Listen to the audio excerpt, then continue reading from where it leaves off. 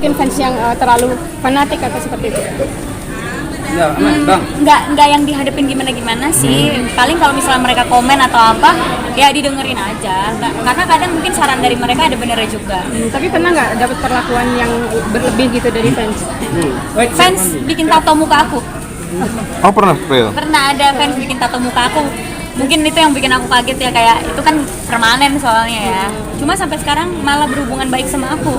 Oh, gitu. Pas awal tau lu seneng atau jadi risih sih Pril pas ada Aku fans? sih seneng-seneng aja, cuma aku pasti akan tanya dulu dia udah izin sama orang tuanya belum. Karena kan tato bukan hal yang kecil buat aku.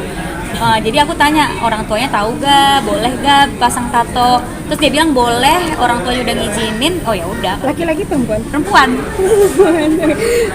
Kalau untuk perlakuan sendiri secara langsung pernah nggak? Mungkin dipeluk, dicium atau dicubit? Aku nggak masalah kalau dipeluk dicium. Aku sering kok dipeluk dicium tiba-tiba gitu sama ibu-ibu gitu. Nggak masalah sih. Kalau pelecehan-pelecehan gitu mungkin pernah Nggak pernah. Dicakar gitu Pril nggak apa-apa ya?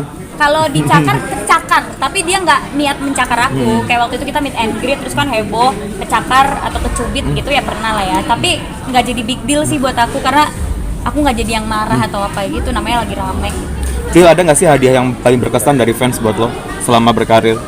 Semuanya sih, karena mereka tuh detail banget soal aku, kayak tahu kesukaan aku gitu. Mungkin malah yang lebih so sweet buat aku tuh hadiah-hadiah kecil yang mereka kasih sehari-hari gitu. Misalnya di Instagram aku kelihatan sedang sedih gitu ya, misal padahal enggak gitu, padahal aku cuma ngepost lagu gitu misalnya, langsung tuh datang cemilan-cemilan ke lokasi atau apartemen. Jadi kayak wah perhatian banget ya, cuma gara-gara Instastory langsung aku dikirimin hadiah gitu.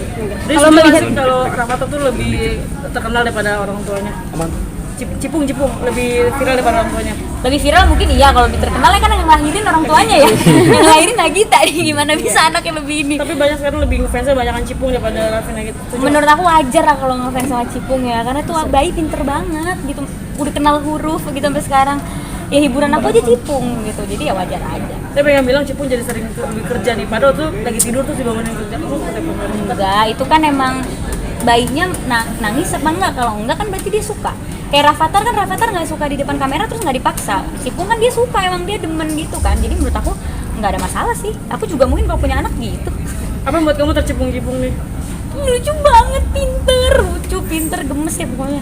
Nah, berarti kemarin upload tentang cerita Taylor Swift sama mantannya ya. Itu emang seberapa ngefans sih sama Taylor Swift? Gini loh Mbak, itu adalah gambaran saya gibah ya.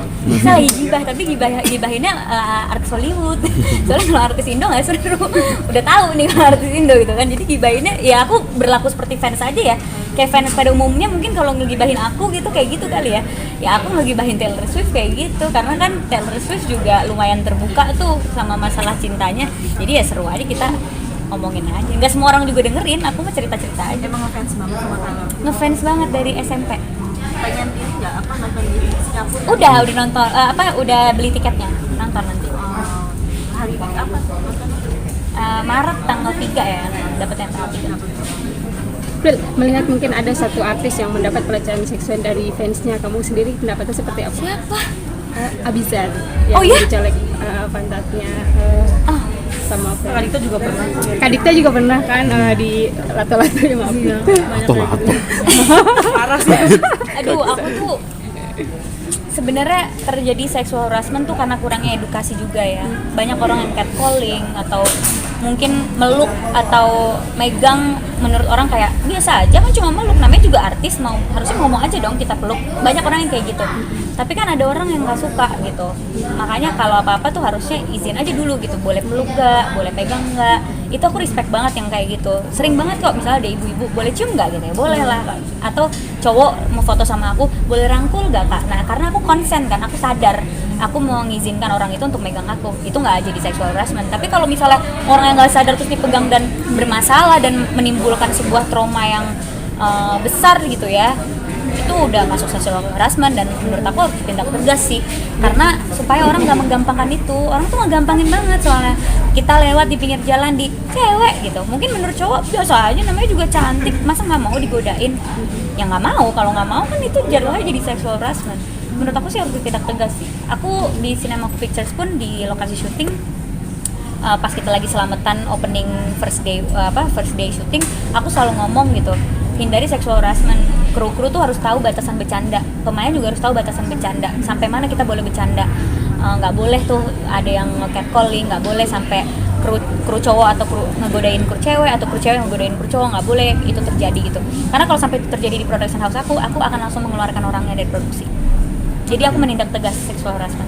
Mau cerita soal perselingkuhan gimana nih Dewi? Kenapa? Yang ini risetnya atau gimana atau pengalaman Oh. gimana nih?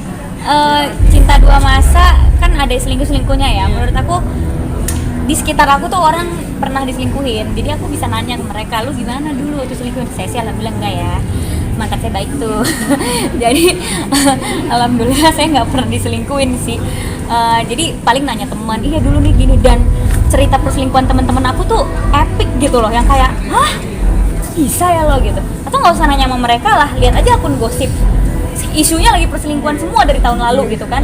Itu yang memudahkan tim kreatif Cinemaco Pictures juga nulisnya gampang gitu. Ini selingkuh gara-gara ini selingkuh gara-gara ini. Cuma dari gara-gara masalah kecil gitu. Atau kayak 2% kekurangan pasangan, kita bisa lupa tuh sama 98% yang ada di dia. Kita ingetnya sama kekurangannya doang, yang 2% kita cari ke orang lain gitu. Akhirnya ya udah jadilah cerita cinta dua masa gitu.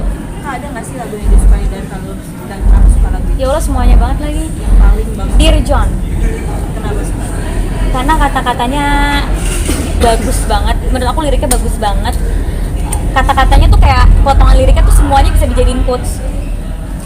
Bagus banget aja gitu. Terus ya relate aja kali. Aku kalau denger lagu Dear John nangis sih.